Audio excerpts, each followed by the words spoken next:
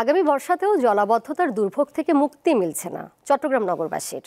জলাবদ্ধতা নিরসনে খাল ও নালা খনন এবং পরিচ্ছন্নতা প্রকল্প পরিদর্শন শেষে এমন শঙ্কার কথাই জানালেন গণপূর্ত উপদেষ্টা। নগরবাসীর সচেতনতা ছাড়া জলাবদ্ধতা নিরসন সম্ভব নয় বলে মন্তব্য করেন সিটি মেয়র। প্রতি বছর বর্ষায় হাঁটু থেকে কোমর পানিতে তলিয়ে যায় চট্টগ্রামের হালিশহর, মেহেদীবাগ, প্রবর্তক মোড়, চকবাজার, মুরাদপুর, আগ্রাবাদ সহ নগরীর অধিকাংশ নিম্নাঞ্চল।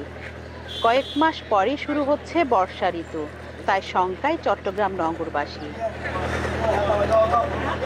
এমন অবস্থায় শুক্রবার জলাবদ্ধতা নিরসনে খাল নালা খনন ও পরিচ্ছন্নতা প্রকল্প পরিদর্শন করেন গণপূর্ত উপদেষ্টা।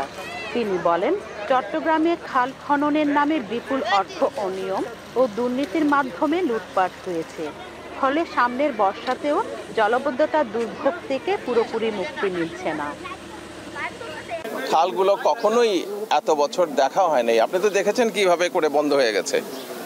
আপনারা নিজেরাই দেখছেন যে রাস্তা খাল বন্ধ করে দিয়ে জায়গা দখল, মাটি, ময়লা সমস্ত কিছু এটা সরাতে যে কাজটা, যে উদ্যোগটা, সেই উদ্যোগটা শুরু হয়েছে এখন।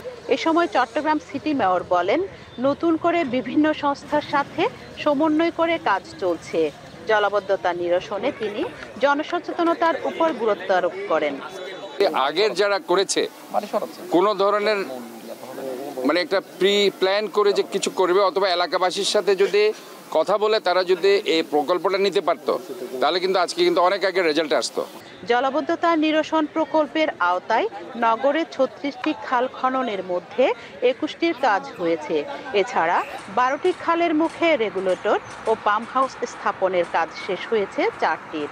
কয়েক দফা সময় ও ব্যয় বাড়িয়ে এখন প্রকল্পগুলো শেষ করার সময় নির্ধারিত হয়েছে 2026 সালের জুন মাসে। রুনা আনসারি, দীপ্ত সংবাদ, চট্টগ্রাম।